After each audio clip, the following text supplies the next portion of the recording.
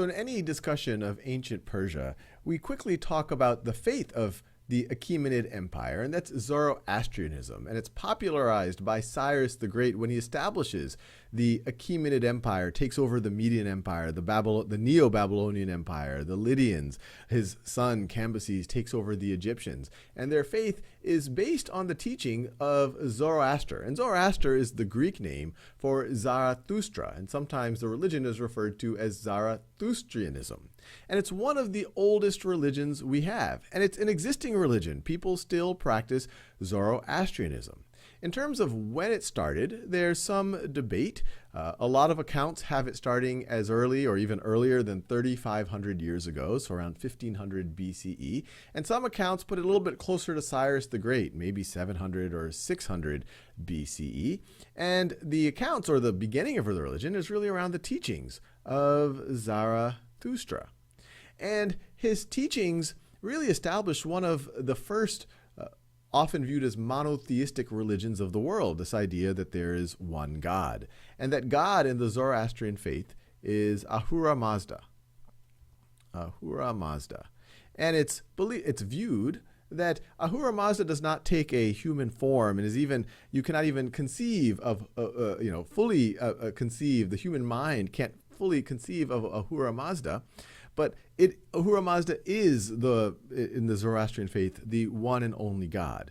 But in conjunction with the idea of Ahura Mazda, a lot of people refer to Zoroastrianism as a dualistic faith. A dualistic faith means that there's this kind of interest in counterbalancing forces. For example, light versus dark. And, of course, good versus evil. And one of the main ideas or words here are the ideas of Asha and Druj. So Asha, these are the ideas of being principled, honest, ordered, and Druj is the opposite. Druj is the idea of being unprincipled, dishonest, chaotic. And so there's a lot of talk and kind of insight or trying to get a better understanding of these dualistic natures in the world, and trying for humanity to be on the side of the good, the light, the ordered, the principled, the honest. Now, right over here is a key symbol of Zoroastrianism that you might see. It's called the Vahar. I'm probably be mispronouncing it. Vahar. And there's a lot of symbolism here. It shows the connection of the universe to humanity. You see the depiction of a human being here. And the three layers of the wings depict these three very important ideas in Zoroastrianism. The first layer is good thoughts. The second layer right over here of the wings are good words. And then the third layer here is good actions. Good actions. And it makes sense. You kind of imagine this idea that good thoughts lead to good words, and that combined they can lead to good actions. And on the tail here, and these are the things you should avoid, these are the bad thoughts, the bad actions, or the bad thoughts, the bad words, and the bad actions. Along lines, this idea of dualism, especially the fascination with the ideas of light, fire is a very important element of the Zoroastrian faith. In fact, if you visit a Zoroastrian temple, you will see an eternal fire, and they feed that fire 5 times a day. Another very important element of the faith is water. And the sacred text for the Zoroastrians is called the Avesta. And the Avesta is written in a language called Avestan, and it's called Avestan because it's the language that the Avesta was written in. But it's written in a language that is closely related to ancient Sanskrit. And so there's probably some connections, or for sure there's some connections, between ancient Hinduism and the progenitor, or some of the pre-existing ideas that Zarathustra developed or might have built on top of.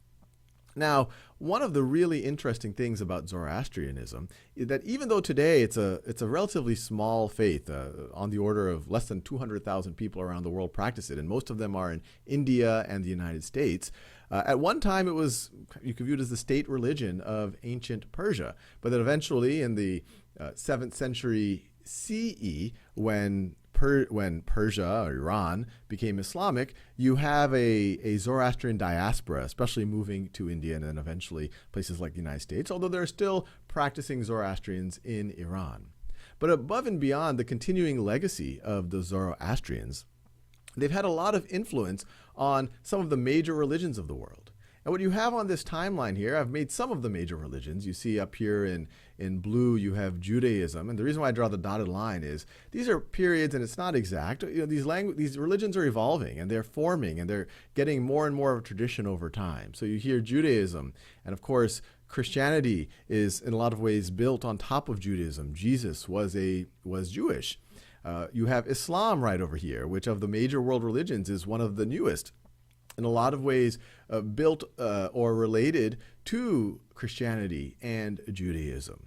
And even though the Zoroastrianism is related and it kind of comes out of a similar kind of early Aryan people type of religion, it has a lot of influence on some of these other traditional or these mainstream religions that we have in the world today.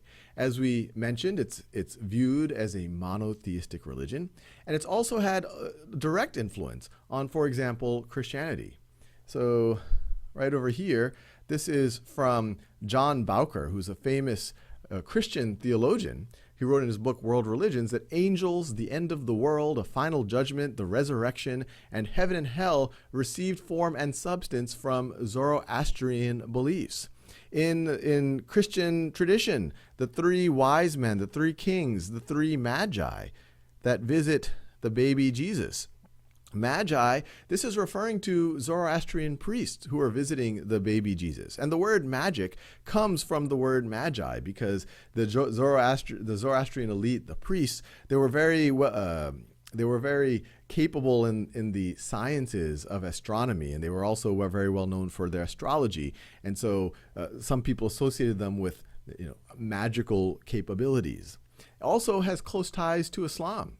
The sacred fire in Zoroastrianism is fed 5 times a day. Zoroastrians pray 5 times a day. And before prayer, they go through a ritual around washing themselves, to cleanse themselves, where they wash themselves 3 times before each prayer. That is something that we see in Islam. So Zoroastrianism, it's the faith of ancient Persia, popularized by Cyrus the Great. And it's a living religion. Even today, although it's a much smaller population that practices it. But as we've seen, it's had a lot of influence on many of the major world religions.